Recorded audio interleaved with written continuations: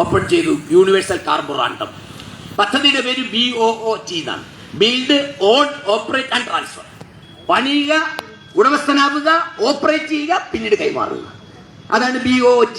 നിങ്ങൾ അറിഞ്ഞിരിക്കണം, ഇത് പവർ കട്ടില്ലാത്ത 10 വർഷങ്ങൾ ബസ്സിലൊക്കെ എഴുതി വെച്ചിരിക്കുകയല്ലേ. പവർ കട്ടില്ലാത്ത 10 വർഷം നടക്കുന്ന കേരളത്തിൽ നടക്കുന്ന കച്ചവടം എന്താണ് നാം അറിയേണ്ടതില്ലേ? മണിയാർ ജലവൈദ്യുത പദ്ധതി 91 ഓപ്പൺ ചെയ്ത പദ്ധതി 30 വർഷം കൊണ്ട് അതിന്റെ കരാർ തീർന്നു. 2025 ഡിസംബർ 27. അപ്പൊ കരാർ തീർന്നാൽ കരാർ അനുസരിച്ച് മണിയാർ പദ്ധതി സംസ്ഥാന ഗവൺമെന്റിന്റേതാകും. യൂണിവേഴ്സൽ കാർബോറാണ്ടത്തിന്റെ ഉടമസ്ഥത മാറും. കാരണം കരാർ അനുസരിച്ച് 30 വർഷത്തേക്കാണ് അവർക്കത് കൊടുത്തിരിക്കുന്നത്. അവർ ഈ കറണ്ട് ഉൽപ്പാദിപ്പിച്ച് ലാഭം ഉണ്ടാക്കാൻ വേണ്ടി ഒഴുക്കി കൊടുക്കുന്ന വെള്ളം യൂണിവേഴ്സൽ കാർബോറാണ്ടം മുതലാളിയുടെ വീട്ടിൽ നിന്ന് കൊണ്ടുവന്ന വെള്ളമാണോ അത്? അല്ല. ഈ കേരളത്തിലെ ജനങ്ങൾക്ക് അവകാശപ്പെട്ട മണിയാർ ഡാമിലെ വെള്ളം ഉപയോഗിച്ച് യൂണിറ്റിന് 6.5 രൂപ വെച്ച് കച്ചവടം നടത്തിക്കൊണ്ടിരിക്കുക. വെറും 50 പൈസ നിരക്കിൽ ഉൽപ്പാദിപ്പിക്കുന്ന കറണ്ട് വിറ്റുകൊണ്ട്. ആ മണിയാർ പദ്ധതി കേരള സർക്കാരിന് സ്വാഭാവികമായി വന്നുചേരുമായിരുന്നു. ഡിസംബർ 27 2026 ജനുവരി 1 സംസ്ഥാന വൈദ്യുതി ബോർഡിന് ഒരു ജലവൈദ്യുതി പദ്ധതി കൂടെ സ്വന്തമാകുമായിരുന്നു. പക്ഷെ നാം കണ്ടത് സഖാവ് പിണറായി വിജയന്റെ സർക്കാർ തീരുമാനിച്ചത് യൂണിവേഴ്സൽ കാർബോറാണ്ടം എന്ന സ്വകാര്യ മുതലാളിക്ക് അത് 25 വർഷം കൂടെ നീട്ടിക്കൊടുക്കാൻ വേണ്ടിയിട്ടാണ്. ഞാൻ ഈ പറയുന്ന കാര്യത്തെ ആർക്കും നിഷേധിക്കാനാവില്ല. ഈ നാട്ടിലെ ഇടതുപക്ഷ സുഹൃത്തുക്കൾ, ആ പ്രസ്ഥാനങ്ങളുമായി ബന്ധപ്പെട്ട് നിൽക്കുന്ന, ചെങ്കൊടിയുടെ മഹത്വത്തിൽ വിശ്വാസമർപ്പിച്ച് നിൽക്കുന്ന സത്യസന്ധരായ ഇടതുപക്ഷ അണികളുടെ മനസാക്ഷിയോടാണ് ഞങ്ങൾ സംസാരിക്കുന്നത്. ഒരു അഭ്യർത്ഥനയാണ്, ദേവി ഇത് പരിഗണിക്കണം. എന്തുകൊണ്ടാണ് 25 വർഷം കൂടി മണിയാർ ജലവൈദ്യുതി പദ്ധതി ഒരു സ്വകാര്യ മുതലാളിക്ക് തുടരാൻ അനുവാദം കൊടുത്തത്? പരിശോധിക്കണ്ടേ? പരിശോധിക്കണം. വൈദ്യുതി ബോർഡ് ആവശ്യപ്പെട്ടു മണിയാർ പദ്ധതി സർക്കാർ ഏറ്റെടുക്കണം. ആവശ്യപ്പെട്ടു. വൈദ്യുതി മന്ത്രി, എന്താണ് അദ്ദേഹത്തിന്റെ പേര്, കൃഷ്ണൻകുട്ടി, ഇവിടുത്തുകാരനല്ലേ? ചിറ്റൂരുകാരൻ. അത് അദ്ദേഹം പത്രക്കാരോട് പറഞ്ഞു, ഞങ്ങൾ ജനുവരി 1 മണിയാർ പദ്ധതി സർക്കാർ ഏറ്റെടുക്കൂ എന്ന് പറഞ്ഞു. ചർച്ച നടന്നുകൊണ്ടിരിക്കുകയാണ്. വൈദ്യുതി ബോർഡിന്റെ ആവശ്യം എന്ന് പറഞ്ഞാൽ മണിയാർ പദ്ധതി സർക്കാർ ഏറ്റെടുക്കണം.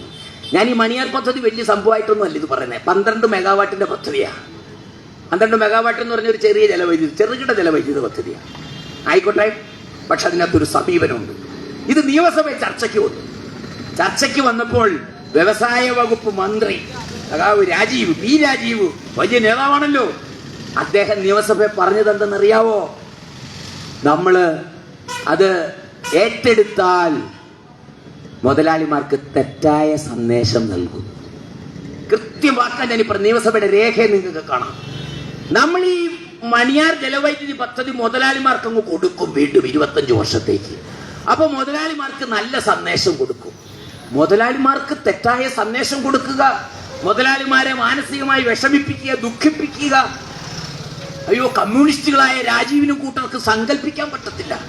മുതലാളിക്ക് തെറ്റായ സന്ദേശം നൽകുമത്രേ. മൂലധനം മുടക്കാൻ വരുന്ന മുതലാളിമാർക്ക് തെറ്റായ സന്ദേശം കൊടുക്കുമത്രേ. ആയതിനാൽ സംസ്ഥാനത്തെ ജനങ്ങൾക്ക് അവകാശപ്പെട്ട മണിയാർ ജലവൈദ്യുതി പദ്ധതി യൂണിവേഴ്സൽ കാർബോറാണ്ടത്തിന് പിന്നെയും ഒരു 25 വർഷത്തേക്കൂടെ നീട്ടിക്കൊടുത്തു. ആരാരുടെ ഭാഗത്താണെന്ന് നിങ്ങൾ ആലോചിക്കുക. ഇത് തന്നെയാണ് നരേന്ദ്രമോദി കേന്ദ്രത്തിൽ ചെയ്തുകൊണ്ടിരിക്കുന്നത്. രാജ്യത്തിന്റെ ഖജനാവിൽ നിന്ന് കോടിക്കണക്കിന് രൂപയാണ് അളന്ന് തിട്ടപ്പെടുത്താനാവാത്ത വിധത്തിൽ തുക ഒഴുക്കിക്കൊണ്ടിരിക്കുകയാണ് നരേന്ദ്രമോദി മുതലാളിമാർക്ക് വേണ്ടി. നാം അതാണ് കാണുന്നത്. എല്ലാ രംഗത്തും നമ്മൾ കണ്ടുകൊണ്ടിരിക്കുന്നതാണ്. ഇപ്പൊ വരുന്നില്ലേ, നിക്കോബാർ ദ്വീപുകളിൽ 90,000 കോടി രൂപയുടെ വികസന പദ്ധതി പ്രഖ്യാപിച്ചിരിക്കുക. നാഷണൽ ഗ്രീൻ ട്രൈബ്യൂണൽ അനുവാദം കൊടുത്തു കഴിഞ്ഞു. നിക്കോബാർ ദ്വീപുകൾ എന്തിനാ ഇത്രയും വലിയ വികസനമാണല്ലോ, പേരെന്നറിയോ? വികസനം. നിക്കോബാറിലെ ആദിവാസികളായിരിക്കുന്ന പാവപ്പെട്ട മനുഷ്യൻ തുണിയില്ലാതെ നടക്കുക. ഇപ്പോഴൂടെ അവർ തുണിയില്ലാതെ നടക്കുന്നതല്ല എന്റെ പ്രശ്നം. ഞാൻ ചൂണ്ടിക്കാണിച്ചത് അത്രയും പിന്നോക്കം കിടക്കുന്ന നിക്കോബാറികളുള്ള ഒരു സ്ഥലത്ത് അവിടെ അന്താരാഷ്ട്ര വിമാനത്താവളം വരും. തുണിയില്ലാത്ത നിക്കോബാറികൾക്ക് കയറാനാണോ വിമാനത്താവളം? അല്ല.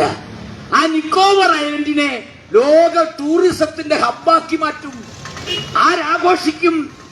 നിക്കോബാർ ദ്വീപിലെ നിക്കോബാറികളായിട്ടുള്ള ആദിവാസി വിഭാഗങ്ങളെ അടക്കം കൊന്നൊടുക്കിക്കൊണ്ട് ആ നിക്കോബാർ ഐലൻഡ് ഒന്നടങ്കം ഈ രാജ്യത്തെ വൻകിട മുതലാളിമാർക്ക് തീരെഴുതാൻ പോവുകയാണ്. നരേന്ദ്രമോദിയുടെ സർക്കാർ മുതലാളിമാർക്ക് വേണ്ടിയിട്ടുള്ള ഭരണമാണിത്. മുതലാളിമാരെ വാനോളം ഉയർത്തുന്ന ഭരണം, അതിനു വേണ്ടിയിട്ടുള്ള മൂലധന നിക്ഷേപമാണ് നടക്കുന്നത്. ഇത് വികസനമല്ല, ഇത് രാജ്യത്തെ ജനങ്ങൾക്കുള്ള വികസനമല്ല. ഈ വികസനം ഇങ്ങനെ മുതലാളിമാർക്ക് വേണ്ടി നടക്കുന്ന വികസനം നിങ്ങൾ കാണുന്നില്ലേ? വൻപിച്ച നിർമ്മാണ പ്രവർത്തനങ്ങളാണ് എല്ലായിടങ്ങളിലും. ഇന്ത്യ മുഴുവൻ പോയാൽ കാണാം. 21 മെട്രോ നഗരങ്ങളിൽ മെട്രോ പണിയുന്നു, നഗരങ്ങളിൽ മെട്രോ പണിയുന്നു. വലിയ ദേശീയപാതകൾ പണിതുകൊണ്ടിരിക്കുന്നു. ഇപ്പൊ നമ്മുടെ സംസ്ഥാനത്തെ റെയിൽവേ സ്റ്റേഷനുകൾ മുഴുവൻ ഇടിച്ചു പൊളിച്ചിട്ടിരിക്കുക, എന്നിട്ട് പുതുതായിട്ട് പണിതുകൊണ്ടിരിക്കുക. കെട്ടിട നിർമ്മാണമാണ്. ഇൻഫ്രാസ്ട്രക്ചർ ക്യാപിറ്റലിസം എന്ന് അതിന് വിളിക്കുക. നിർമ്മാണ രംഗത്ത് മൂലധനം നിക്ഷേപിക്കുന്ന എന്തിന്?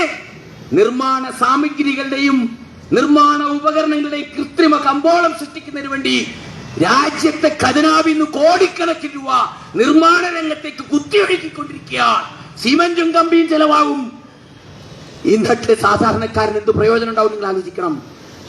വലിയ കൂറ്റൻ യന്ത്ര ഉപകരണങ്ങൾ ഉപയോഗിച്ച് നടക്കുന്ന നിർമ്മാണ പ്രവർത്തനത്തിൽ എത്ര പേർക്ക് പണി കിട്ടും? വളരെ കുറച്ച് പേർക്ക് പണി കിട്ടും. 50 പേര് പണിതുകൊണ്ടിരുന്നൊരു ജോലി ചെയ്യാൻ ഇപ്പോൾ ഒരാൾ പോലും വേണ്ട. അത്രയ്ക്കുള്ള കൂറ്റൻ യന്ത്രങ്ങൾ ഉപയോഗിച്ച് നിർമ്മാണ പ്രവർത്തനം നടത്തിക്കൊണ്ടിരിക്കുക. തൊഴിൽ ലഭിക്കില്ല. അപ്പൊ ഖജനാവിലെ പണം ഉപയോഗിച്ച് നിർമ്മാണ രംഗത്തേക്ക് മൂലധനം ഒഴുക്കുന്നത് മുതലാളിമാർക്ക് വേണ്ടി, അവരുടെ ഉൽപ്പന്നങ്ങൾക്ക് കൃത്രിമ കമ്പോളം സൃഷ്ടിക്കുന്നതിന് വേണ്ടിയിട്ടാണ്. ഇത് ഇൻഫ്രാസ്ട്രക്ചർ ക്യാപിറ്റലിസമാണ്. ഇത് മുതലാളിത്തത്തിന് വേണ്ടിയിട്ടുള്ളതാണ്. അത് തന്നെയാണ് സഖാവ് പിണറായി വിജയന്റെ കോൺഗ്രസിന്റെ നയം. നിസ്സംശയം പറയാം. കേരളത്തിലെ സർക്കാർ ആശുപത്രി പല സ്ഥലത്തും കെട്ടിടം പണിതിട്ടിട്ടുണ്ട്. നിങ്ങൾ കാണുന്നില്ലേ? കെട്ടിടം പണിയാണ് എങ്ങോട്ട് തിരിഞ്ഞാലും. 10 കുട്ടികൾ പഠിക്കുന്ന LP സ്കൂളിനും പുതിയ കെട്ടിടം. എന്തിനാ കെട്ടിടം പണി? ഞാനിപ്പോ നിങ്ങൾ പറയും SUCIയുടെ നേതാവ് വന്ന് അവർ സഖാവ് വന്നിട്ട് പറഞ്ഞു സർക്കാർ ആശുപത്രിക്ക് കെട്ടിടം വേണ്ട. അങ്ങനൊന്നുമല്ല. സർക്കാർ ആശുപത്രിക്ക് ആവശ്യമായ കെട്ടിടം വേണം, അതിൽ തർക്കമൊന്നുമില്ല. പക്ഷെ ഈ പണിതിട്ടിരിക്കുന്ന ആയിരക്കണക്കിന് വൻപിച്ച കെട്ടിടങ്ങൾ അത് ജനങ്ങൾക്ക് ഉപകാരപ്പെടുന്ന രീതിയിൽ പ്രവർത്തിക്കണമെങ്കിൽ ഡോക്ടർമാരെ നിയമിക്കണം. എവിടെ ഡോക്ടർമാർ? 6000 ഡോക്ടർമാരുടെ ഒഴിവുണ്ട് കേരളത്തിൽ. നിസ്സംശയം പറയും 6000 ഡോക്ടർമാരുടെ. 6 ഇൻപേഷ്യൻസിന് ഒരു ഡോക്ടർ എന്നുള്ളതാണ് 966 സ്റ്റാഫ് പാറ്റേൺ. 6 ഇൻപേഷ്യൻസിന് ഒരു ഡോക്ടർ. അങ്ങനെ കണക്കാക്കിയ കേരളത്തിൽ 6000 ഡോക്ടർമാരെ കൂടെ പുതുതായി നിയമിക്കില്ല. അപ്പൊ അവിടെ സൗകര്യങ്ങളില്ല. സർജറിക്ക് ചെല്ലുന്നവനോ സാമഗ്രികളും മേടിച്ചുകൊണ്ട് ചെല്ലണം. അപ്പൊ അവിടെ യഥാർത്ഥത്തിൽ ചികിത്സ കിട്ടുന്നില്ല. പക്ഷെ നിർമ്മാണം നടക്കും. വലിയ കെട്ടിടങ്ങൾ പണിയും, റോഡുകൾ പണിയും, വലിയ ഫ്ലൈ ഓവറുകൾ പണിയും. അത് വികസനമാണെന്ന് കാണിക്കും. അത് വികസനമാണെന്ന് കാണിച്ച് നാട്ടുകാരനെ പറ്റിച്ച് വീണ്ടും വോട്ട് മേടിക്കും. മുതലാളിമാർക്ക് വേണ്ടി നടത്തുന്ന വികസനം നമ്മൾക്ക് വേണ്ടിയിട്ടുള്ളതാണെന്ന് നമ്മളെ പറഞ്ഞു പറ്റിക്കും. നരേന്ദ്രമോദി ചെയ്തുകൊണ്ടിരിക്കുന്നതാണ് അമൃത് ഭാരത് റെയിൽവേ സ്റ്റേഷൻ എന്നാണ് അതിന്റെ പേര്. അതാണ് വന്നുകൊണ്ടിരിക്കുന്നത്. ഈ അമൃത് ഭാരത് റെയിൽവേ സ്റ്റേഷനുകൾ എന്താ ലക്ഷ്യം വെക്കുന്നത്? റെയിൽവേയുടെ സ്വകാര്യവൽക്കരണത്തിലേക്ക് പോവുകയാണ്. റെയിൽവേയുടെ പ്രോപ്പർട്ടി മുഴുവൻ നിങ്ങളൊന്ന് ഓർത്തു നോക്കിയാൽ, ഞാൻ ഒരു ചെറിയ ഉദാഹരണം പറയാം. ഇന്ത്യയിലെ ഏത് റെയിൽവേ സ്റ്റേഷനിലും സ്ലീപ്പർ ടിക്കറ്റ് എടുത്ത് യാത്ര ചെയ്യുന്നതിനൊരു വെയിറ്റിംഗ് റൂം ഉണ്ടായിരുന്നു. നമ്മളൊരു സ്ലീപ്പർ ടിക്കറ്റ് ബെർത്ത് ബുക്ക് ചെയ്തിട്ട് റെയിൽവേ സ്റ്റേഷനിൽ ചെന്നാൽ അവിടെ വെയിറ്റിംഗ് റൂം ഉണ്ടായിരുന്നു.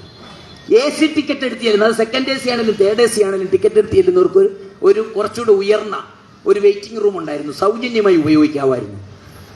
ശ്രീമാൻ നരേന്ദ്രമോദി വന്നതിന് ശേഷം ആ AC വെയിറ്റിംഗ് റൂം, AC യാത്രക്കാർക്കുള്ള വെയിറ്റിംഗ് റൂം മുഴുവൻ മണിക്കൂറിന് 30 രൂപയ്ക്ക് ഉപയോഗിക്കാവുന്ന വെയിറ്റിംഗ് റൂമുകളാക്കി മാറ്റി കച്ചവടം നടത്താൻ. അപ്പൊ ഞാനിത് പറയുന്നത്, വലിയ സൗകര്യങ്ങൾ വർദ്ധിപ്പിച്ചുകൊണ്ടിരിക്കുക, കെട്ടിടങ്ങൾ പണിതുകൊണ്ടിരിക്കുക. ട്രെയിനുണ്ടോ? ഏതെങ്കിലും ട്രെയിന് ഒരു മാസത്തേക്ക് മുമ്പ് അഡ്വാൻസ് നിങ്ങൾ നോക്കിയാൽ ടിക്കറ്റ് കിട്ടുമോ? ഇല്ല. യാത്രക്കാർക്ക് ട്രെയിനില്ല. ഈ കേരളത്തിലവിടുത്തെ യാത്ര പരിശ്രമ എക്സ്പ്രസ്സിലൂടെയുള്ള മുഴുവൻ ട്രെയിനുകളിലും ആളുകൾ ബോധം കെട്ടു വീണുകൊണ്ടിരിക്കുക. ഇതാണ് സാഹചര്യം. പക്ഷെ കെട്ടിടം പണിയും, വൻപിച്ച തോതിൽ മുതൽ മുടക്കും. പക്ഷെ നാട്ടുകാരന് ഉപകാരപ്പെടുന്ന കാര്യങ്ങൾ നടപടിയിലേക്ക് വരുന്നില്ല. നിങ്ങൾ അറിഞ്ഞിരിക്കണം ഇത്. അവ രാജ്യത്തിന്റെ ഖജനാവിൽ നിന്ന് കോടിക്കണക്കിന് രൂപ ചെലവഴിച്ച് മുതലാളിമാരെ ഈ വിധത്തിൽ ഉയർത്തുമ്പോൾ നാട്ടുകാരനപ്പുറത്ത് 17 കോടി ജനങ്ങളാണ് ഈ രാജ്യത്ത് ദരിദ്രർ. 17 കോടി പരമദരിദ്രരായിരിക്കുന്ന ഈ രാജ്യത്ത് പണമില്ല. പാലക്കാട്ടെ കർഷകർ അറിഞ്ഞിരിക്കണം. BJP നേതാക്കളോട് ചോദിക്കണം. BJPയിലെ സാധാരണ മനുഷ്യർ ആ പ്രസ്ഥാനത്തിൽ പ്രതീക്ഷയോടെ ചേർന്ന് പ്രവർത്തിച്ചുകൊണ്ടിരിക്കുന്ന നല്ല മനുഷ്യരുണ്ടാവും. അവരുടെ മനസാക്ഷിയോടാണ് അഭ്യർത്ഥിക്കുന്നത്. പാലക്കാട്ടെ കർഷകർക്ക് വേണ്ടി ചോദിക്കണം, ചോദിക്കുക തന്നെ ചെയ്യണം. കേന്ദ്ര ഗവൺമെന്റ്, സംസ്ഥാന ഗവൺമെന്റ് ഇപ്പോൾ ഒരു കത്തയച്ചിരിക്കുന്നു. പാലക്കാട്ടെ കർഷകർ ചെവിയെന്നുള്ളിക്കൊള്ളുക. ആ കത്തിൽ കേന്ദ്ര സർക്കാർ പറഞ്ഞിരിക്കുന്നത്, ഇപ്പോൾ കേന്ദ്ര സർക്കാർ നെല്ല് സംഭരണത്തിനായി കൊടുത്തുകൊണ്ടിരിക്കുന്ന പൈസയ്ക്ക് പുറമെ ഒരു 6 രൂപ 20 പൈസ സംസ്ഥാന ഗവൺമെന്റ് ഒരു ഇൻസെന്റീവ് കൊടുക്കുന്നുണ്ട്. ആ ഇൻസെന്റീവ് എത്രയും വേഗം അവസാനിപ്പിച്ചോളൂ. 6 രൂപ 20 പൈസ ഈ കർഷകനെ, ഈ ഗതി കിട്ടാതെ കിടക്കുന്ന കർഷകന് കൊടുക്കരുതെന്ന് ഉത്തരവിട്ടിരിക്കുക. BJP-യുടെ സർക്കാർ നിഷേധിക്കാനാവില്ല, ചെയ്തുകൊണ്ടിരിക്കുക. അപ്പൊ നാട്ടുകാർക്ക് കൊടുക്കുന്ന 6 രൂപ 20 പൈസയുടെ കാര്യത്തിൽ കണക്കുണ്ട്. പക്ഷെ 90,000 കോടി രൂപയുടെ നിക്കോബാർ പദ്ധതി പണിയും. ഇത് മുതലാളിത്തമാണ്. ഈ നയങ്ങളുടെ കാര്യത്തിൽ ഏകാഭിപ്രായം കാണാം. നിങ്ങൾ മാർക്സിസ്റ്റ് പാർട്ടിയോട് ചോദിക്കുക, നേതാക്കളോട് ചോദിക്കുക, രാജ്യത്ത് എങ്ങനെയാണ് വളർച്ച ഉണ്ടാവുക? അത് മൂലധനം നിക്ഷേപിക്കുമ്പോഴാണ്. അതെ, മൂലധനം നിക്ഷേപിക്കുമ്പോൾ.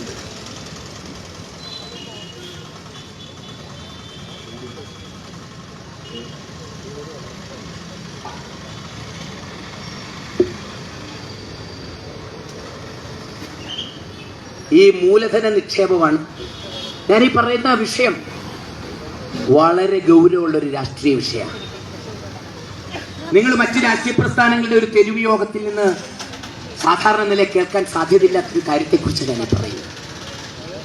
വികസനം ഇന്നൊരു അശ്ലീലമാണ്. വികസനം ഇന്നൊരു വലിയ രാഷ്ട്രീയ വഞ്ചനയാണ്.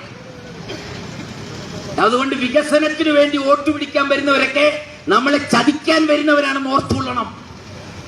എന്റെ വലിയ വികസനമല്ലായിരുന്നു കേരളിന്റെ പേര് വന്നത്, ഇപ്പൊ കൂട്ടിക്കെട്ടിയത്. ആ വികസനം എന്ന് പറയുന്നത് മുതലാളിമാർക്ക് വേണ്ടിയിട്ടുള്ളതാണെന്ന് തിരിച്ചറിവുണ്ടാവുകയും ആ വികസനത്തിന്റെ വക്താക്കളാണ് രാഷ്ട്രീയ പ്രസ്ഥാനങ്ങൾ ഒന്നും തിരിച്ചറിയുകയും വേണം.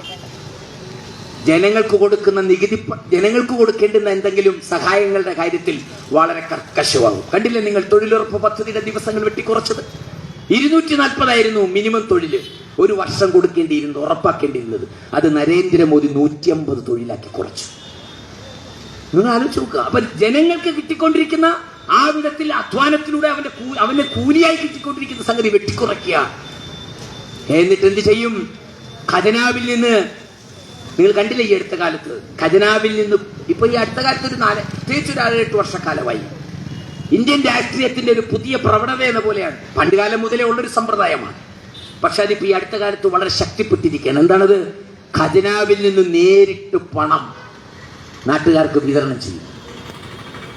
പണം എന്ന് പറയുമ്പോൾ വലിയ തുകയൊന്നുമല്ല, നക്കാപ്പിച്ചിട്ട് കൊടുക്കും.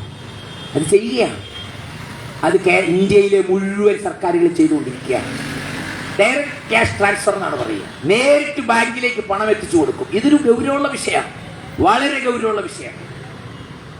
ആ ഡയറക്റ്റ് ക്യാഷ് ട്രാൻസ്ഫർ എന്ന് പറഞ്ഞാൽ പണമൊഴുക്കി നാട്ടുകാരനെ വിലക്കെടുക്കുന്ന പദ്ധതിയുടെ പേരാണ്. അത് നടന്നുകൊണ്ടിരിക്കുക. എല്ലാ ഗവൺമെന്റുകളും ചെയ്തുകൊണ്ടിരിക്കുക. നമ്മുടെ തൊട്ടപ്പെട്ട തമിഴ്നാട് സർക്കാർ അവിടെ സ്ത്രീകൾക്ക് ബസ് യാത്രാ സൗജന്യം പ്രഖ്യാപിച്ചിട്ടാണ് തെരഞ്ഞെടുപ്പിലേക്ക് പോയത് മത്സരിക്കാൻ. തെലങ്കാനയിൽ അതിന് ചുവട് പിടിച്ചുകൊണ്ട് അത് തന്നെ പ്രഖ്യാപിച്ചു. കർണാടകത്തിൽ അത് തന്നെ പ്രഖ്യാപിച്ചു. ഈ പദ്ധതി നാട്ടുകാർക്ക്, ജനങ്ങൾക്ക് നികുതി പണത്തിൽ നിന്നും ഒരു ചെറിയ വീതമെടുത്ത് ഇട്ടുകൊടുക്കും. ഒരു എച്ചിൽ ഇട്ട് കൊടുക്കുന്നത് ഒരു ഇട്ട് കൊടുത്തിട്ട് പറയും, ഞങ്ങൾ നിങ്ങൾക്ക് വലിയ സഹായം ചെയ്തിരിക്കുകയാണ്. ഇപ്പൊ ചെയ്തിരിക്കില്ല നമ്മുടെ കേരളത്തിൽ പിണറായി വിജയൻ സർക്കാർ ഈ സെയിം കാര്യം ചെയ്തിരിക്കുകയാണ്. അദ്ദേഹം പ്രഖ്യാപിച്ചിരിക്കുകയാണ്. ഇപ്പൊ സ്ത്രീകൾക്ക് വേണ്ടി 1000 രൂപ അതിപ്പോ വന്നു തുടങ്ങും ഇലക്ഷന്റെ കാലത്ത് അക്കൗണ്ടിലേക്ക്.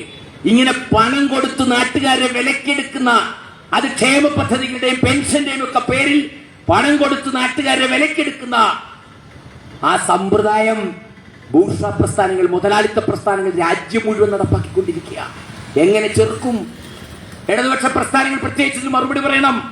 ഇങ്ങനെ ഗവൺമെന്റിന്റെ പണം പറ്റി അതിനോട് ഉപകാരസ്മരണ കാണിക്കുന്നവരാക്കി തരം താഴ്ത്തിയാൽ ജനങ്ങളുടെ രാഷ്ട്രീയ പ്രബുദ്ധത ഉയർത്തിയെടുക്കേണ്ടതിന്റെ സ്ഥാനത്ത് അവരെ ഒരു ധാർമ്മിക നട്ടലുള്ള ഒരു ജനതയാക്കി പരിവർത്തപ്പെടുത്തേണ്ട സ്ഥാനത്ത് കൊടുക്കുന്ന നക്കാപ്പിച്ച പണം പറ്റി അവര് പറയുന്ന തോട്ടുകുത്തുന്ന നിലയിൽ നാട്ടുകാരെ അധപ്പതിപ്പിക്കുന്ന പരിപാടി മുഴുവൻ രാഷ്ട്രീയ പ്രസ്ഥാനങ്ങളും ഇന്ന് പിന്തുടർന്നുകൊണ്ടിരിക്കുക. ഇപ്പൊ മമതാ ബാനർജി പ്രഖ്യാപിച്ച പദ്ധതി കേട്ടില്ല? യുവ സാഥി എന്ന് പറഞ്ഞ കൂട്ടുകാരൻ, സുഹൃത്തുന്ന യുവസാക്ഷി പ്രഖ്യാപിച്ചിരിക്കുകയാണ് മമതാ ബാനർജി. എന്താണ്? തൊഴിലില്ലാത്ത ചെറുപ്പക്കാരികൾക്ക് 1500 രൂപ പ്രതിമാസം. ഇലക്ഷൻ പ്രഖ്യാപിച്ചപ്പോൾ നരേന്ദ്രമോദി നമ്മുടെ മമതാ ബാനർജി പ്രഖ്യാപിച്ചിരിക്കുക വരികയാണ്. അപ്പൊ പ്രിയപ്പെട്ട CPM നേതാക്കളെ, നിങ്ങൾ ഈ നാട്ടിലെ ജനങ്ങളോട് വിശദീകരിക്കണം.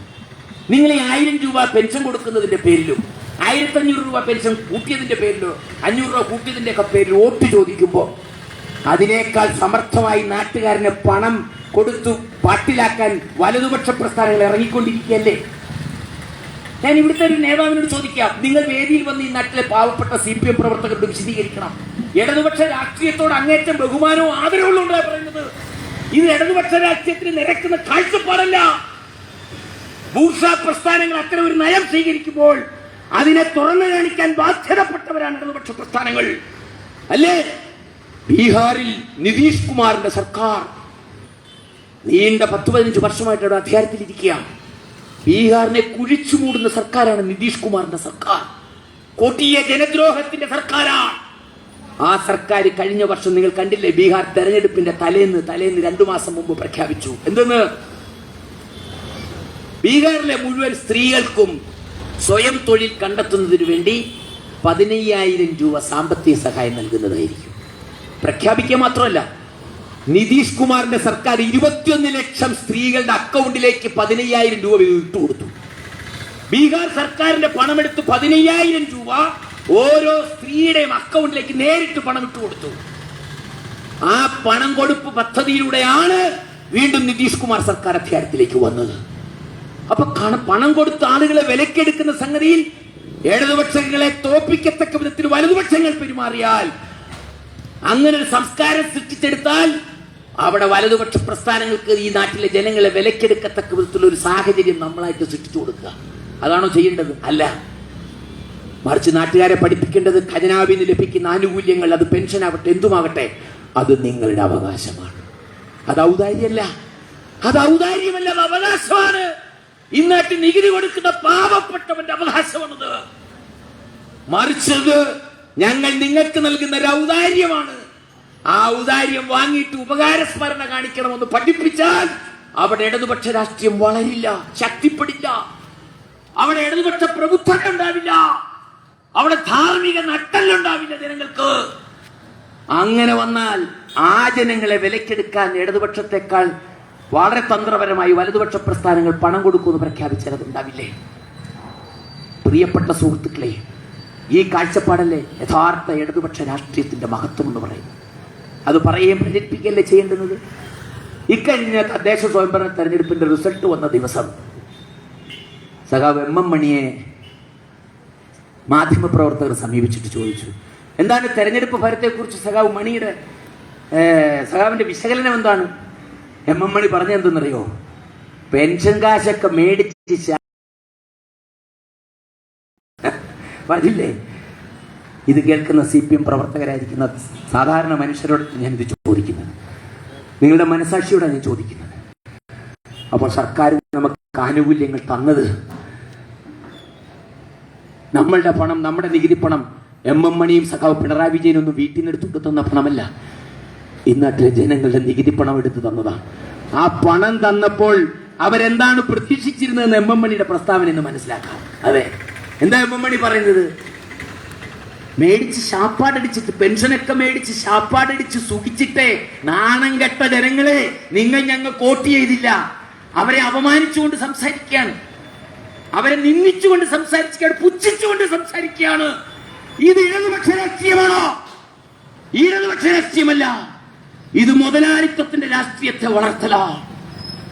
പിന്നീട് CPM അകപ്പെട്ടപ്പോൾ അത് തിരുത്തി സഖാവ് മണിയുടേത് ഗ്രാമ്യ പ്രയോഗമാണെന്നൊക്കെ പറഞ്ഞു.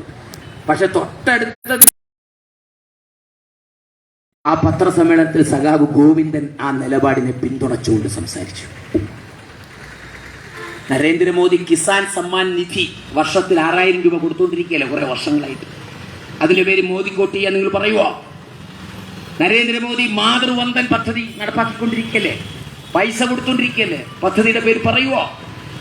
അല്ലെങ്കിൽ എന്താണ് നാരി സുരക്ഷാ യോജന, അതിന്റെ പേര് പണം കൊടുത്തോണ്ടിരിക്കല്ലേ? ഇപ്പൊ കേന്ദ്ര സർക്കാർ, അത് കേന്ദ്ര സർക്കാർ മാത്രം ആവിഷ്കരിച്ചതല്ല, സ്വതന്ത്ര ഭാരതം ഉണ്ടായ കാലം മുതലേ നടത്തി വരുന്ന ജനങ്ങൾക്ക് ഇങ്ങനെ സാമ്പത്തിക സഹായം നൽകുന്ന പദ്ധതികളാകെ 300 എണ്ണം. അറിയോ നിങ്ങൾക്ക്? ഇടതുപക്ഷ സുഹൃത്തുക്കളുടെ ശ്രദ്ധയിലേക്ക് കൊണ്ടുവരാൻ വേണ്ടിയാണ് പറഞ്ഞത്. ഇന്ന് കേന്ദ്ര സർക്കാർ നൽകുന്നത് 300 ക്യാഷ് ട്രാൻസ്ഫർ പ്രോജക്റ്റുകളാണ്, 300 എണ്ണം. അപ്പോൾ ഇങ്ങനെ പണം കൊടുത്താൽ ആ പണം കൊടുക്കുന്ന പാർട്ടിക്കാണ് വോട്ട് ചെയ്യേണ്ടതെന്നുള്ളൊരു കാഴ്ചപ്പാട് പ്രചരിപ്പിച്ചാൽ, അങ്ങനെ ഒരു കാഴ്ചപ്പാട് കേരളത്തിന്റെ സമൂഹത്തിൽ നിങ്ങൾ ഉറപ്പിച്ചെടുത്താൽ എവിടെ ഇടതുപക്ഷ രാഷ്ട്രീയം സൃഷ്ടിക്കും? ഇതിനേക്കാൾ കൂടുതൽ ആനുകൂല്യങ്ങളും കൂടുതൽ സംഗതികളും പ്രഖ്യാപിക്കാൻ മറ്റൊരു പ്രസ്ഥാനം നാളെ കടന്നു വന്നാൽ ഇടതുപക്ഷ രാഷ്ട്രീയം ശക്തിപ്പെടില്ല. പ്രിയ സുഹൃത്തുക്കളെ, ഞങ്ങളുടെ ഊന്നൽ ഇവിടെയാണ്. SUC കമ്മ്യൂണിസ്റ്റിന്റെ ഊന്നൽ ഇവിടെയാണ്. ഞാനതുകൊണ്ടാണ് തുടക്കത്തിലെ സൂചിപ്പിച്ചത്, ഈ പ്രസ്ഥാനങ്ങളൊക്കെ പ്രദർശിപ്പിക്കുന്നത് ഒരേ മുഖമാണ്. DMK സർക്കാർ അപ്പുറത്ത് സ്ത്രീകൾക്ക് സൗജന്യ യാത്ര പ്രഖ്യാപിക്കും, അവരതിന്റെ പേരിൽ വോട്ട് ചോദിക്കും.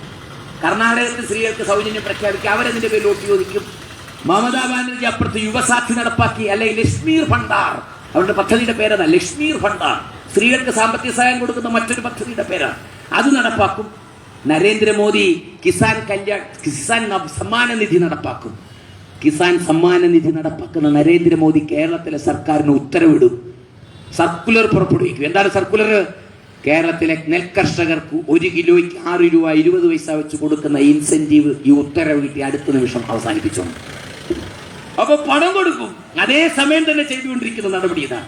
അതേ നരേന്ദ്രമോദി രാസവളത്തിന്റെയും മറ്റ് കൃഷി ചെലവുകളുടെ എല്ലാ കാര്യത്തിലും വർധനവ് കൊണ്ടുവന്നില്ലേ? കർഷകർക്ക് താങ്ങാനാവാത്ത വിധത്തിൽ, ജീവിച്ചു പോകാനാവാത്ത വിധത്തിൽ ഈ രാജ്യത്ത് ഏറ്റവും അധികം വലയുന്നത്, കഷ്ടപ്പെടുന്നത് കർഷകനാണ്. 1-2 ലക്ഷക്കണക്കിന് കർഷകർ ഇന്ത്യയിൽ മരിച്ചിട്ടുള്ളത് കൃഷി ഉപജീവന മാർഗമായി സ്വീകരിച്ചു എന്നുള്ള ഒറ്റ കാരണം കൊണ്ട്. ആ കർഷകരോട് സ്വീകരിച്ചിട്ടുള്ള സമീപനം ഇതാണ്. എന്നിട്ട് എന്ത് ചെയ്യും? വർഷത്തിൽ ഒരു 6000 രൂപ എച്ചിക്കാശ് എന്നവർ ഇട്ട് കൊടുക്കും. അത് വാങ്ങി വോട്ട് ചെയ്തോണം നരേന്ദ്രമോദിക്ക്. പ്രിയപ്പെട്ട ജനങ്ങളെ, ഏറ്റവും പ്രിയപ്പെട്ട മാതാപിതാക്കളെ, തൊഴിലാളി സുഹൃത്തുക്കളെ, നമ്മൾ ചിന്തിക്കേണ്ട സമയം ഇതാണ്. ഇങ്ങനെ വിലക്കെടുക്കപ്പെടാൻ നിന്നുകൊടുക്കാൻ കഴിയുമോ നമുക്ക്? അവിടെ ഇടതുപക്ഷ രാഷ്ട്രീയം ശക്തിപ്പെട്ടു വരുമോ? വരില്ല. യഥാർത്ഥത്തിൽ നാം സൃഷ്ടിച്ചെടുക്കേണ്ടത് പോരാട്ടത്തിന്റെ രാഷ്ട്രീയമാണ്. ഇടതുപക്ഷ രാഷ്ട്രീയം അതിന്റെ മഹത്വത്തെയാണ് പ്രതിനിധാനം ചെയ്യുന്നത്. പോരാട്ടത്തിന്റെ രാഷ്ട്രീയം. എവിടെയാ പോരാട്ടത്തിന്റെ രാഷ്ട്രീയം? ഇടതുപക്ഷ ഗവൺമെന്റ് അധികാരത്തിലിരിക്കുമ്പോൾ പൊരുതാൻ വരുന്നവരോട് സ്വീകരിക്കുന്ന സമീപനം നമ്മൾ ആശാസമരത്തിൽ കണ്ടതാണ്. പോരാട്ടത്തിന്റെ രാഷ്ട്രീയം എവിടെ? സമൂഹത്തെ പ്രകാശമാനമാക്കുന്ന ഇടതുപക്ഷ ധാർമ്മിക മൂല്യങ്ങൾ എവിടെ? മുതലാളിത്ത വ്യവസ്ഥിതിയുടെ അധപ്പതനമാണ് നമ്മൾ കാണുന്നത്. ഈ രാജ്യത്ത് ഇടതുപക്ഷ രാഷ്ട്രീയത്തിന്റെ തത്വം, അടിസ്ഥാനം എന്ന് പറയുന്നത് ഈ മുതലാളിത്ത വ്യവസ്ഥയാണ് ജനങ്ങൾ അനുഭവിക്കുന്ന മുഴുവൻ പ്രശ്നങ്ങളുടെ മൂലകാരണമെന്ന് പഠിപ്പിക്കണം. തൊഴിലില്ലായ്മയുടെ, ദാരിദ്ര്യത്തിന്റെ, സമസ്ത ജീവിത പ്രശ്നങ്ങളുടെ മൂലകാരണം മുതലാളിത്ത വ്യവസ്ഥിതിയാണെന്ന് പഠിപ്പിക്കണം. ആ മുതലാളിത്ത വ്യവസ്ഥിതിയുടെ നയങ്ങൾക്കെതിരെ പൊരുതാൻ ജനങ്ങളെ തയ്യാറെടുപ്പിക്കണം. അതാണ് ഇടതുപക്ഷ രാഷ്ട്രീയത്തിന്റെ കടമ. അല്ലാതെ നക്കാപ്പിച്ച ആനുകൂല്യത്തിന്റെ പിറകെ പോകാനും ആനുകൂല്യം മേടിച്ച് വോട്ട് ചെയ്യാനുമുള്ള കന്നുകാലി കൂട്ടമായി നാട്ടുകാരെ, ജനങ്ങളെ അധപ്പതിപ്പിക്കാനുള്ള നീക്കത്തിനെതിരായിരിക്കണം. അതാണ് ഇടതുപക്ഷ രാഷ്ട്രീയം, ഇടതുപക്ഷ രാഷ്ട്രീയത്തിന്റെ മഹത്വം. വേണ്ടേ ഇന്നത്തെ ഈ സാഹചര്യത്തിൽ ഇത്തരത്തിലൊരു പോരാട്ടം? എന്താ നമ്മൾ കണ്ടുകൊണ്ടിരിക്കുന്ന ലോകത്ത്, നമ്മുടെ രാജ്യത്തിനകത്ത്? പോരാട്ടം വൈകിയാലുണ്ടാകാവുന്ന അപകടങ്ങളും നമ്മൾ കണ്ടുകൊണ്ടിരിക്കുന്നത്. 28 ലക്ഷം കോടി രൂപയാണ് അംബാനിയുടെ കുടുംബ സ്വത്ത്. ആ തുകയൊന്നും നിങ്ങൾ സങ്കല്പിച്ച് നോക്കിക്കേ. 28 ലക്ഷം കോടി രൂപ. മോദി അധികാരത്തിൽ വന്ന ശേഷം BJPയിലെ പാവപ്പെട്ട പ്രവർത്തകരുടെ സ്ഥിതി എന്താണെന്ന് നമുക്കറിയാം. മോദി പൊക്കുന്നത് ആരെയാണ്, വളർത്തുന്ന ആരെയാണ് നമുക്കറിയാം. 28 ലക്ഷം കോടി രൂപ. അദാനിയുടെ വളർച്ച 1535%. അദാനിയുടെ വളർച്ച. നമുക്കൊരു പ്രയോജനമില്ല. നമ്മൾ വീട്ടിൽ അന്തിത്തിരി കത്തിക്കാൻ, രാമനാമം ജപിക്കാൻ അന്തിത്തിരി കത്തിക്കാൻ വേണ്ടുന്ന വെളിച്ചെണ്ണയ്ക്കും അന്തി അത്താഴമായി ഒരുക്കേണ്ട അരിക്കും അവന്റെ ജീവിത ചെലവുകളും താങ്ങാനാവാത്ത വർദ്ധിച്ചുകൊണ്ടിരിക്കുക. ഇൻഷുറൻസ് എടുത്താലേ ചികിത്സയുള്ളൂ പാവപ്പെട്ടവനും. ഹൃദയവേദന കൊണ്ടാണ് ഇത് പറയുന്നത്. ഇത് നാം കാണണം. ഈ നാട്ടിൽ സാമ്പത്തിക അസമത്വം സൃഷ്ടിച്ചുകൊണ്ടിരിക്കുന്ന പ്രശ്നങ്ങൾ, സാമ്പത്തിക അസമത്വം ഈ രാജ്യത്തെ 63 കുടുംബങ്ങളുടെ കൈവശമാണ്. ഇരിക്കുന്ന പണമെടുത്താൽ അത് യഥാർത്ഥത്തിൽ ഈ രാജ്യത്തിന്റെ ബജറ്റിനേക്കാൾ വലിയ തുകയാണ്. എവിടേക്കാണ് ഈ രാജ്യം പൊയ്ക്കൊണ്ടിരിക്കുന്നത്? ഭീകരമായ തൊഴിലില്ലായ്മയാണ് നമ്മൾ കാണുന്നതും. ഇന്ത്യയിൽ മൈഗ്രന്റ് ലേബേഴ്സ്, കുടിയേറ്റ തൊഴിലാളികൾ രാജ്യം മുഴുവൻ തെണ്ടി നടക്കുക തൊഴിലിനായി. ഒന്നിനും പോലെ ലക്ഷക്കണക്കിന് ആളുകൾ. കേരളത്തിൽ 17 ലക്ഷം ബംഗാളികളില്ലേ? ബംഗാളികൾ, ബീഹാറികൾ, ആസാമികൾ ഉണ്ട്. 17 ലക്ഷമാണ്. കണക്ക് മാറിക്കൊണ്ടേയിരിക്കും, കാരണം അതൊരു ഫ്ലോട്ടിംഗ് മാസമാണല്ലോ. മൈഗ്രന്റ് ലേബേഴ്സ്, അവരെ നമ്മൾ കാണാറില്ല റെയിൽവേ സ്റ്റേഷനുകളിൽ. കയ്യിൽ കിട്ടിയ ഒരു പ്ലാസ്റ്റിക് കൂടിനകത്തേക്ക് കുറച്ച് പഴയ തുണിയൊക്കെ കുത്തിക്കയറ്റി, കാലിലൊരു ചെരുപ്പ് പോലും ഇല്ലാതെ ഒരു ജനറൽ കമ്പാർട്ട്മെന്റിൽ എങ്ങനെയും കടന്നുകൂടി ആ ജനറൽ കമ്പാർട്ട്മെന്റിന്റെ കക്കൂസിനകത്ത് തലചായ്ച്ചിട്ടെങ്കിലും അഹമ്മദാബാദിലോ ഡൽഹിയിലോ കൊച്ചിയിലോ എത്തി, പെരുമ്പാവൂരോ എത്തി ഒരു പണി ചെയ്ത് ജീവിതം നിലനിർത്താൻ വേണ്ടി കഷ്ടപ്പെടുന്ന കോടിക്കണക്കിന്, ഒന്നും രണ്ടുമല്ല 40 കോടിയാണ് ഈ രാജ്യത്തെ മൈഗ്രന്റ് ലേബേഴ്സിന്റെ എണ്ണം. അനൗദ്യോഗികമായി പറയുന്നത് തെണ്ടി തിരിയാണ് ജനങ്ങൾ, തകർന്നടിയാണ് ജനങ്ങൾ. കാണണ്ടേ നിങ്ങൾ? ഹൃദയവേദന കൊണ്ടാണ് ഇത് പറയുന്നത്. നിങ്ങൾ കാണണം, ചെന്നൈ റെയിൽവേ സ്റ്റേഷനിൽ പോയാൽ കാണാം, കൽക്കട്ട റെയിൽവേ സ്റ്റേഷനിൽ പോയാൽ കാണാം. ഒരു ദീർഘദൂര വണ്ടി കൊണ്ട് നിർത്തുമ്പോൾ ആ വണ്ടിയുടെ ജനറൽ കമ്പാർട്ട്മെന്റിന്റെ എണ്ണം 2 ആയിരിക്കും. നരേന്ദ്രമോദി വന്നതിന് ശേഷം ജനറൽ കമ്പാർട്ട്മെന്റിന്റെ എണ്ണമില്ല, വെട്ടിക്കുറച്ചു. സ്ലീപ്പറിന്റെ എണ്ണം വെട്ടിക്കുറച്ചു. കെട്ടിടം പണിയല്ലേ, വന്ദേ ഭാരത് ഏർപ്പെടുത്തുകയല്ലേ? അതെ, സ്ലീപ്പർ ഇല്ല, എല്ലാം AC ആക്കി. എവിടാണ് ഈ പാവപ്പെട്ട തൊഴിലാളിക്ക് ഒരു ചെരുപ്പ് മേടിക്കാൻ പറ്റത്തില്ല? നമ്മൾ കാണാറില്ലേ മൈഗ്രന്റ് ലേബേഴ്സിനെ? നമ്മളിപ്പോ പെരുമ്പാവൂരോ കാലുവയിലോ പോയി നിന്നാൽ കാണാവുന്നത്. എന്തിനു നമ്മൾ പുറമെ ഈ പാലക്കാട് അനുഭവം ഉള്ളത്? മൈഗ്രന്റ് ലേബേഴ്സ് പോകുമ്പോൾ അവരവരുടെ വീട്ടിലേക്ക് 1 വർഷത്തെ പണി കഴിഞ്ഞ് തിരിച്ചു പോകുമ്പോൾ നിങ്ങൾ കണ്ടിട്ടുണ്ടോ? ഒരു പ്ലാസ്റ്റിക് ബക്കറ്റ് എല്ലാവരുടെയും കാണുമോ? പെയിന്റ് വാട്ടയാണ്. നിങ്ങളൊന്നുകൂടെ ആ മനുഷ്യന്റെ മുഖത്തേക്ക് നോക്കണം. പെയിന്റ് വാട്ടയാണ്. ഈ പ്ലാസ്റ്റിക് പെയിന്റിന്റെ വലിയ പൊക്കമുള്ള ബക്കറ്റ് കണ്ടിട്ടുണ്ടോ നിങ്ങൾ? അപ്പൊ അവർ പണിക്ക് ചെല്ലുന്ന നിർമ്മാണ തൊഴിലാളികളാണ്. പണിക്ക് ചെല്ലുന്ന സ്ഥലത്ത് പെയിന്റ് ബക്കറ്റ് മിച്ചം വരും. ആ പെയിന്റ് ബക്കറ്റ് അവർ കയ്യിലെടുത്ത് ഒരു ജനറൽ കമ്പാർട്ട്മെന്റിൽ ഈ പെയിന്റ് ബക്കറ്റുമായിട്ട് കയറണമെങ്കിൽ വേണ്ടി വരുന്ന വേദന എന്തായിരിക്കും, ബുദ്ധിമുട്ടായിരിക്കും. മുഴുവൻ കുടിയേറ്റ തൊഴിലാളികളും കാണും ഈ പെയിന്റ് ബക്കറ്റ്. അവൻ ബംഗാളിലേക്ക്, ആസാമിലേക്ക്, ബീഹാറിലേക്ക് ചെല്ലുമ്പോൾ അവന്റെ കയ്യിലുള്ള ഒരു കനപ്പെട്ട നിധിത വീട്ടിലേക്ക് കൊണ്ടുപോകും. ഒരു വിലപ്പെട്ട സാധനം കൊണ്ടുപോകുന്നത് നമ്മൾ വരിയിൽ ഉപേക്ഷിക്കുന്ന പെയിന്റ് ബക്കറ്റ്. അത്രയ്ക്ക് ദരിദ്രരാണ് ഈ രാജ്യത്തെ കോടിക്കണക്കിന് വരുന്ന മൈഗ്രന്റ് ലേബേഴ്സ്, കുടിയേറ്റ തൊഴിലാളികൾ. ആരും ചിന്തിക്കാൻ, രാജ്യം വികസിക്കുകയാണത്രേ. നമ്മുടെ രാജ്യം 3-ാമത്തെയോ 4-ാമത്തെയോ സാമ്പത്തിക ശക്തിയാകാന്നാണ് പറയുന്നത് നരേന്ദ്രമോദിയുടെ വാക്കുകൾ വിശ്വസിച്ച് പാലക്കാട് ആ പ്രസ്ഥാനത്തിന് വേണ്ടി പ്രവർത്തിക്കുന്നവരുടെ മനസാക്ഷിയോടാണ് ഞങ്ങൾ ചോദിക്കുന്നത്. നമ്മൾ ഈ നാട്ടിലെ ദരിദ്ര നാരായണന്മാരുടെ കണ്ണീര് കാണണ്ടേ?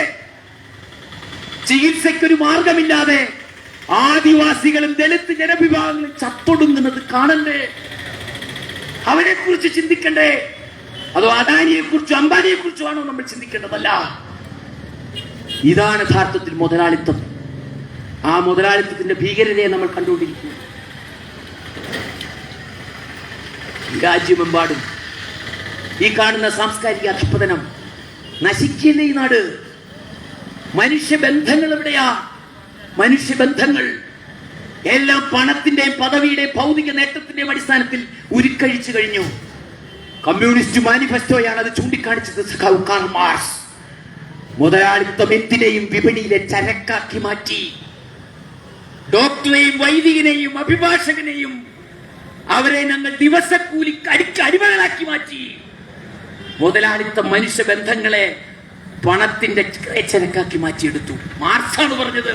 നമ്മൾ ഇന്നത് കണ്ടുകൊണ്ടിരിക്കുകയല്ലേ ഈ അപജയം. എത്ര ഭീകരമായ അധപ്പതനമാണ്. സ്വാർത്ഥത, വ്യക്തി താല്പര്യങ്ങൾ കടന്നു വന്നിട്ട് മനുഷ്യബന്ധങ്ങൾ മുഴുവൻ അപ്രത്യക്ഷമായി. ഈ സ്വാർത്ഥത മുതലാളിത്തത്തിന്റെ സംസ്കാരമാണ്. നശിച്ച് നാമാവശേഷമാകുന്ന ഒരു സമൂഹത്തെ നമ്മൾ കണ്ടുകൊണ്ടിരിക്കുന്നത്. അതല്ലേ നമ്മൾ കാണുന്നത്. സ്വത്തിനെ ചൊല്ലി കലഹിച്ചിട്ട് 10 മാസം ചുമന്നു പെറ്റ അമ്മയെയും വേണ്ടപ്പെട്ടവരെ വെട്ടിക്കൊല്ലുന്ന മക്കളുടെ കഥ വായിക്കുക നമ്മൾ. 100 കണക്കിന് മാതാപിതാക്കളെ വൃദ്ധസദനങ്ങളിൽ അടയ്ക്കുന്ന മക്കളുടെ കഥ കണ്ടുകൊണ്ടിരിക്കുക നമ്മൾ. ഗുരുവായൂർ അമ്പലനടയിൽ 100 കണക്കിന് മാതാപിതാക്കളെ നടതള്ളുന്ന ആ സംസ്കാരം നമ്മൾ കണ്ടുകൊണ്ടിരിക്കുകയാണ്. ഇത് മുതലാളിത്തത്തിന്റെ സംസ്കാരമാണ്. ആ മുതലാളിത്ത സംസ്കാരത്തിനെതിരെയാണ് പൊരുതേണ്ടുന്നത്. ഇടതുപക്ഷ സുഹൃത്തുക്കൾ ഉണ്ടോ അത്തരമൊരു പോരാട്ടത്തിന്റെ കഥ? മാതാപിതാക്കൾ മക്കളുടെ കൈകൊണ്ട് കൊല ചെയ്യപ്പെടുന്ന ഒരു സാമൂഹ്യ സാഹചര്യം കാണുന്നില്ലേ നിങ്ങൾ കാണുന്നില്ലേ? പ്രണയപ്പക എവിടുന്ന് വന്നതായി അധപ്പതനം? ഒരു പെൺകുട്ടിയോട് പ്രണയം അഭ്യർത്ഥിക്കും, അവളത് നിഷേധിച്ചാൽ അവളെ പെട്രോൾ ഒഴിച്ച് കത്തിക്കും, അല്ലെങ്കിൽ ഒരു ബ്ലേഡ് കൊണ്ട് അവളുടെ കഴുത്തങ്ങ് മുറിക്കും. തന്റെ പ്രണയം നിരസിക്കാൻ അവക്കെന്താണ് അവകാശം? ജനാധിപത്യമാണല്ലോ. സ്ത്രീക്ക് സ്വന്തമായി തീരുമാനമെടുക്കാൻ അവകാശമില്ലല്ലോ. വരിക ഈ അപജയമെല്ലാം നമ്മുടെ നാട് നേരിടുന്ന സാംസ്കാരിക അപജയം ഈ മുതലാളിത്തത്തിന്റെ സംഭാവനയാണ്. അതുകൊണ്ട് പൊരുതേണ്ടുന്നത്, സർവശക്തിയും എടുത്തു പൊരുതേണ്ടത് ഈ മുതലാളിത്തത്തിന്റെ നയങ്ങൾക്കെതിരെയാണ്. അതാണ് കമ്മ്യൂണിസ്റ്റ് ദർശനം പഠിപ്പിക്കുന്നത്. ആ കമ്മ്യൂണിസ്റ്റ് ദർശനത്തിന്റെ മഹത്തായ പാഠം വിസ്മരിച്ചുകൊണ്ടാണ് CPIM പോലുള്ള പ്രസ്ഥാനങ്ങൾ ഇത് മുന്നോട്ട് പോയിക്കൊണ്ടിരിക്കുന്നത്.